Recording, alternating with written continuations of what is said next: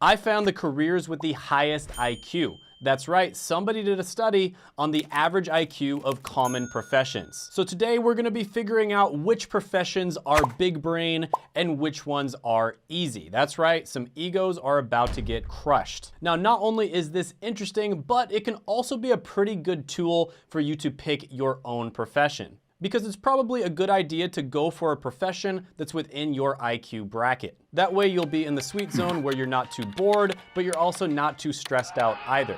Now, just to explain this a little bit, if you look at a graph of the IQ of everybody in society, you're gonna see that most people fall within 85 to 115 IQ, about 68% of people to be exact. Now, if you're above 130 IQ, you are literally in the 98th percentile. You're in the top 2% of intelligence. And if you're above 145 IQ, you're literally in the 99.9th percentile, the top 0.1%. Now, if you go to the actual study, the way that they define different levels of IQ is 115 to 124 is above average, 125 to 134 is gifted, 135 to 144 is highly gifted, 145 to 154 is genius, 155 to 164 is also genius, and then 165 to 179 is high genius, 180 to 200 is highest genius, and then an IQ over 200 is unmeasurable genius,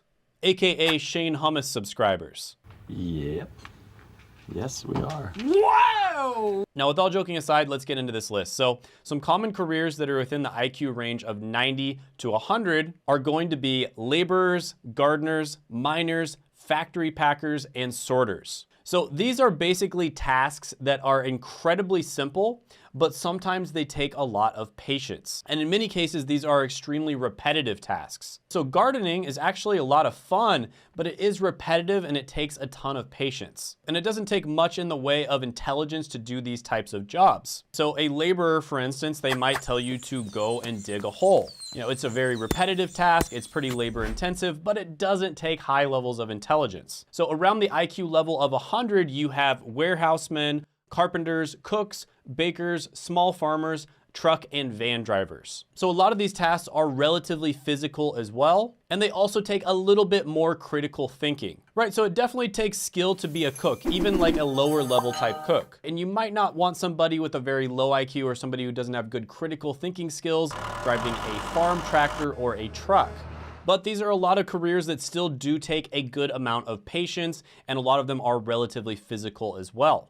I have very little patience for stupidity. At 100 to 110 IQ, you've got machine operators, shopkeepers, butchers, welders, and sheet metal workers, right? So this is where you're getting into the skilled trades. These are still relatively physical, but you do have to be pretty skilled. Something like machine operation or sheet metal work takes a lot of critical thinking. And if you're a shopkeeper, you're having to keep inventory and you're also leading other people. So obviously you're gonna have more responsibility. You're probably also gonna make more money, but it is gonna require more intelligence or critical thinking. At least that's what the study says. Now at 110 to 120 IQ, you get into foremen, clerks, telephone operators, salesmen, policemen, and electricians. Now here you have some of the most skilled of the skilled trades. Some of the hardest ones to do, for instance, electrician is quite difficult. And then you also have the people who are the managers of other people that are in the trades, such as foremen. And then of course, something like being a policeman or a salesman definitely takes higher levels of critical thinking.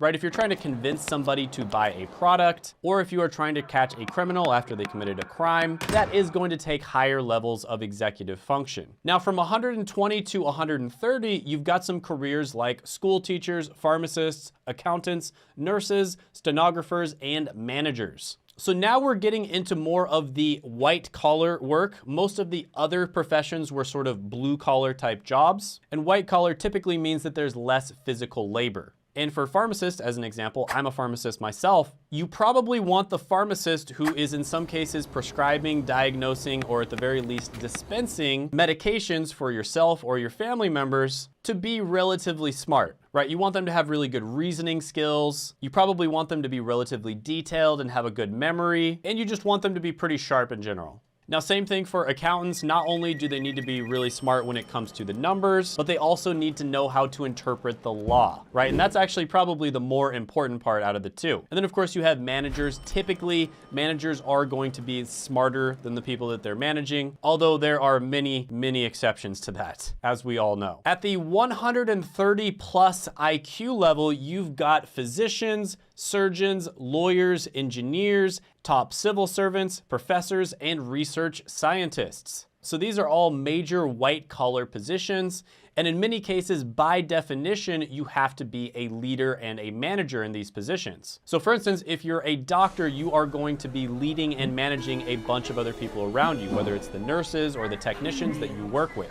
If you're a scientist, you are going to be leading and managing people who are working in your lab. And these are typically positions that require you to have a pretty good memory. You have to have really good reasoning skills. And in some cases, you have to have some pretty high-level math skills as well. Now, at the 150 plus IQ gigabrain level, you have YouTubers such as myself, entrepreneurs, and politicians who pretend like they want to make your life better while they're actually just making themselves rich and secretly laughing at you. Just kidding, the study didn't even go over 150 plus IQ, but there's other studies that have been done, and it does show that the higher the IQ, very generally speaking, the more money you make. For instance, billionaires on average do have a higher IQ than millionaires, and millionaires do have a higher IQ than non-millionaires. But some of the studies suggest that there is a point of diminishing return when it comes to IQs. So for instance, what that basically means is somebody with maybe 130 to 150 IQ is just as likely to become a billionaire as somebody with 180 plus IQ. So there does seem to be a point of diminishing returns where the higher your IQ, the less it matters when it comes to making more money. And I mostly focused on financial stuff, but I also talked about work-life balance and things like that. And you can check that video out by clicking right here.